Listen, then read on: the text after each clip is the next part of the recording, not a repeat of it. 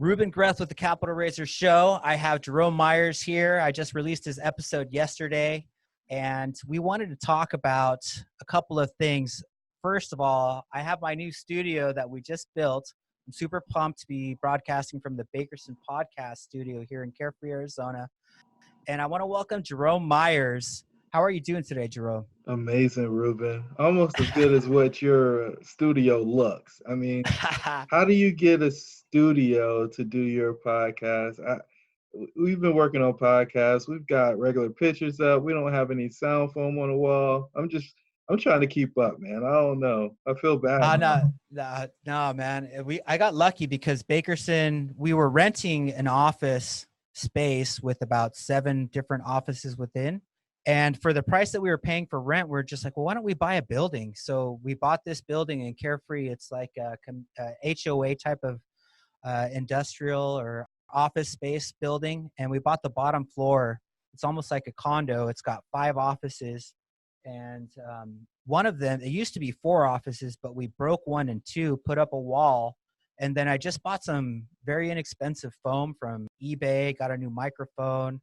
This TV was free. That TV was free. People actually just gave those away in the neighborhood. So this studio is free to me.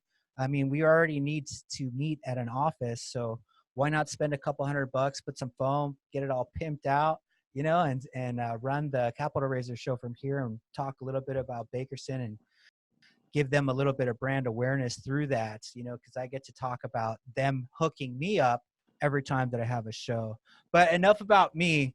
I want to hear about the Mid-Atlantic Real Estate Conference. It's a multifamily conference, right? It is the Mid-Atlantic Multifamily Investing Conference, Greensboro, North Carolina, March 20th, 6 p.m. is when we're starting. We're going to go till March 22nd at noon. I've got all my multifamily friends coming in from all over the country, and it's my hope that it'll feel like a family reunion as we do this annually, man. And I just want to talk multifamily, no pitches, no paying to get sold to. I want people to be inspired. I want people to get practical tips and tricks to getting in the business or growing their business. And if we can do that, I know the event will be a success. A big part of the reason why my business is where it is because I didn't start going to networking events. And I didn't even know that networking events or conferences were the place to go in order to get in the game and expand the network. And so I wanted to put something together for people like Duran and I when we decided we wanted to get in this business but didn't know how.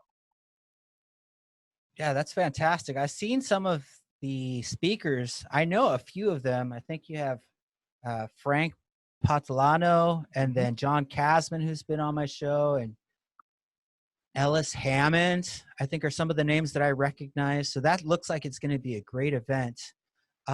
You had mentioned a little bit before we started broadcasting that you wanted to create an event that was representative of the people who invest from your perspective. Tell us a little bit about that. Yeah, man. I look at all of the events around the country and there just seems to be very little diversity on the stage. And that is troubling for me, right? As I go from place to place and I meet people and I see people doing things, I'm just like, hey, well, what about this person? Or what about that person? And so what you're going to see in the lineup is people that you don't see at every other conference. They haven't created this pitch or this branded, polished presentation.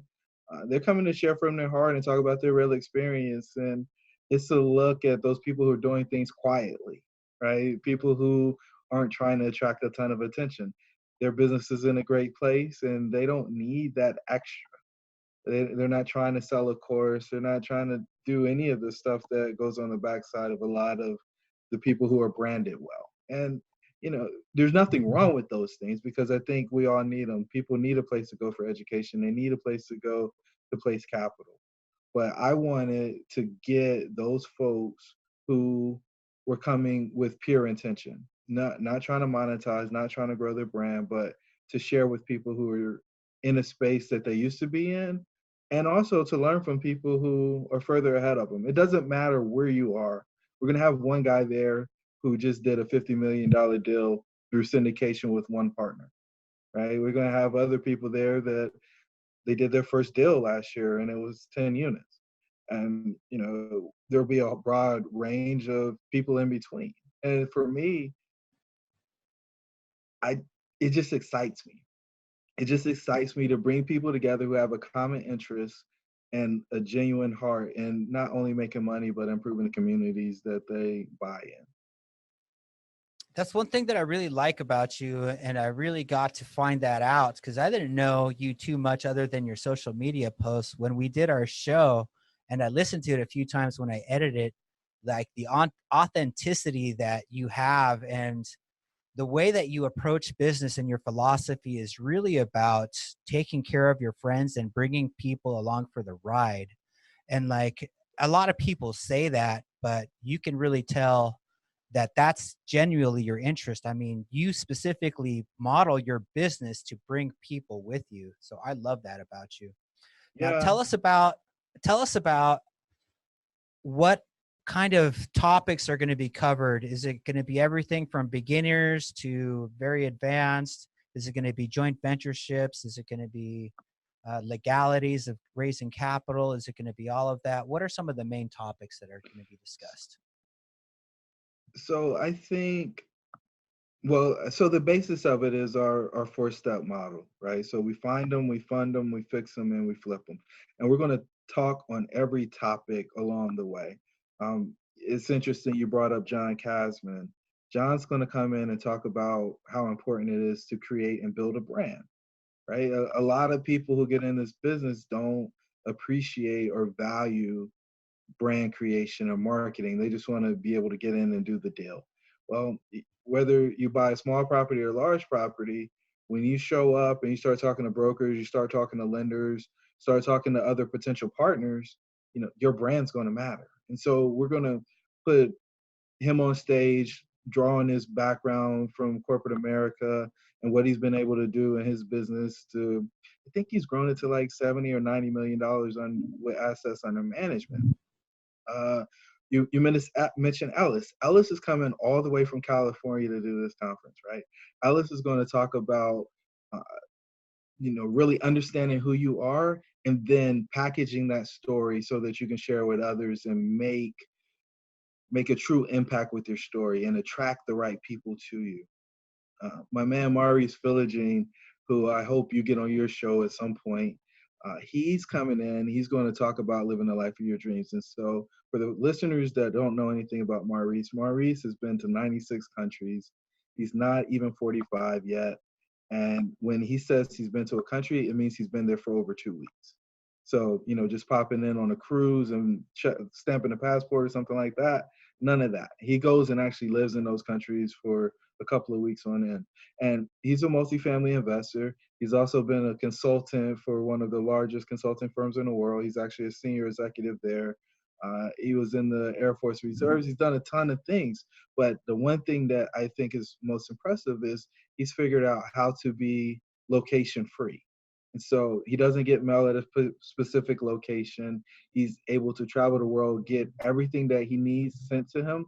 He can handle it on his time and then move on to the next thing. I don't think many people really are able to comprehend the level of freedom that comes with that type of lifestyle approach. And so he's going to break all that down for folks and explain some time or productivity hacks that they can do. And he'll talk a little bit about why it is important for you to grow a portfolio. And oh, by the way, in case folks didn't figure it out, he's also a multifamily investor. And so he built a single family portfolio and got everything paid off. And then he made the switch to multifamily and he's also doing some trailer parks and some other stuff. And so it's just like getting somebody like him to the game to share not only, the way that he approaches life and expanding our comprehension that way, but talking a little bit about portfolio and how we got in is something else. Deron Chandler is somebody who, if anybody's heard my story, they've heard me mention and my friend Deron. Deron's coming in. Deron has been able to deploy about $100,000 worth of capital into apartment building investing, and he didn't make $100,000 a year, over $100,000 a year until 2019. And so for everybody who thinks you've got to have a ton of money, you've got to have this really high income in order to be an investor, it's not true. And so he's coming in not only to tell the story how we got into the business, but to break down that myth and be somebody that can set the example for not letting money be in the way or a reason why you can't get into a deal. We've got lenders coming in to talk about how you can get your deal financed. We've got uh, Pankaj Sharma coming in. So he's going to be the big fish in the room. So him and his dad did a $50 million deal with a little over 800 units back in July of 2019. And so he's going to break down how generational wealth works and how what folks are doing if they're first generation can set up their next generation. And for the folks who are second generation, how they can help scale what was started in the first generation. And so having that conversation and just walking through, hey, this is bigger than you and what you're doing. And there's people you have met or who you are looking up at you like your children who are counting on you to actually build this business. And I think the last one I'll highlight is, well, I think there's probably two more. Let me do two more. Sure. The first one is going to be what key principles are looking for, right? And so everybody's looking for people to come into the deal that's got net worth and liquidity. And so we're going to put together a panel of folks that have sat in that seat and talk about what they look for in an operator. And so if your goal is to attract people to come into your deals, these folks are going to break it down for you and explain exactly what they look for when they're deciding whether or not they're going to partner with somebody. We'll do a panel discussion there. And then I think the last one, Frank Patalano, which you brought up earlier, my main man who just retired from teaching. He's an accredited investor. Frank's not even 41 yet, and he's retired. And he's doing real estate full time. He retired last year. And so, just coming in and again, breaking down the barriers, telling people, some good decisions early on can put you in a position that can give you a tremendous amount of freedom if you're willing to make those sacrifices short term. So just running through those things, man. There's a ton of other speakers. I think at last count we're up to 16. We're going to have a property manager there talking about how you can force NOI, so on and so forth, man. It's just going, from my perspective, it's going to be an amazing event. And I can't wait for it to happen. I'm excited. This is the first event that you've ever organized? No, I've done stuff in the past, but this is the first real estate event on this level for sure. Yeah, That's I so mean, we're cool. expecting 200 people to come through. Awesome. That's amazing. I think at some point down the road, I want to take that path and create a real estate event as I continue my journey. I've seen a few people do it. Todd Dexheimer had an awesome event up in Minneapolis earlier, I think in October, or maybe the month before that. But that sounds like a great plan. And I think it's a lot of value that you're creating for a lot of people. So I commend you on that. Let me also ask you one more question before we wrap up.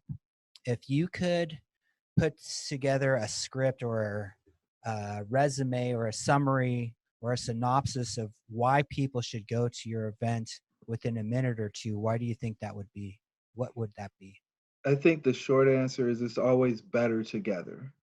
If you think that you're going to get in multifamily or scale your multifamily business by yourself, you've already lost the game. You need to get around like-minded people who are on the same mission, on the same path, and interested in creating a pack instead of swimming with a bunch of sharks, right? If you're in a pack, you protect each other, you work together. If you're swimming with sharks, everybody's out for themselves. And so it's my ambition to create a community, an ecosystem where people can come together, find each other, do deals. And I think the one thing that I left out, and not just one thing, but the one person, and probably one of the most important people in my journey, is James Bryant. He's going to come in and talk about doing good while doing well. And that's our conscious capitalism focus or altruistic investment approach. And, for those folks who have that type of mentality, this is the place for them because you won't see that line of conversation. You won't see that thought process anywhere else at anybody else's event. What do you think that you missed out by not going to conferences earlier in your career? It may have saved me, right? Because I may have done deals with people that didn't have the same value system that I had, and it would have just been me rushing to get into a deal. Um, but what I can say is I went slower because of the fact that I was trying to figure it out on my own. I did my own self education. I didn't spend time going around the country trying to find people to connect with. In fact, I'll be completely honest with you, Ruben. Conferences exhaust me, right? I like to be one on one, two on one, small group settings. Getting together with 100 or 200 people is immense work for me. uh, it just draining all the activity, all the people. So, I'm stepping completely out of my comfort zone, putting tons of money on the line to put together this event to help people get further along than they will ever get on themselves by themselves. It's great that you do an online event. It's great that you get in a group on social media and become active, but the vast majority of people aren't doing that. If you look at the posts in these groups, it's the same people posting over and over again. If you looked at LinkedIn, the same people are popping up in your feed. Same thing for Instagram. And so for the people that are just there watching and lurking and looking, you do yourself a disservice by not engaging there. But one thing I can tell you is if you come to this event and you're surrounded by a bunch of people who are interested in the same thing and excited and looking to meet new people, then you've got this grand opportunity without a ton of work to engage with folks who are on the same path as you and have similar interests. And I don't know what more you can ask for if it's put we put a bow on it for them. All they got to do is show up and be willing to engage and participate. Very cool, man. So how do people sign up if they want to go? So you can search on Eventbrite, or you can go to our website. We got a conference page up. It's myers.com/CON 2020. And so that's MyersMethods.com/com CON 2020. Cool, man. Well, I appreciate you talking about your conference. I'm going to see if I can get out there and take my wife, man. I'd love for her to meet you, man. You're very inspiring. So I'm sure she'd get a kick out of hanging out and meeting you and finding another personality that is so genuine and warm, man. I think she'd really dig it. Man, Ruben, I reached out to you one on one to invite you to come out, man. Hopefully you can make it. It'd be awesome. Yeah, that'd be cool, man. All right, man. Well, with that, we're going to sign off. So Thanks, that's man. I about really it, man. appreciate Enjoy. you sharing this with the listeners. Yeah, you bet, man. Thanks for coming on and sharing about it.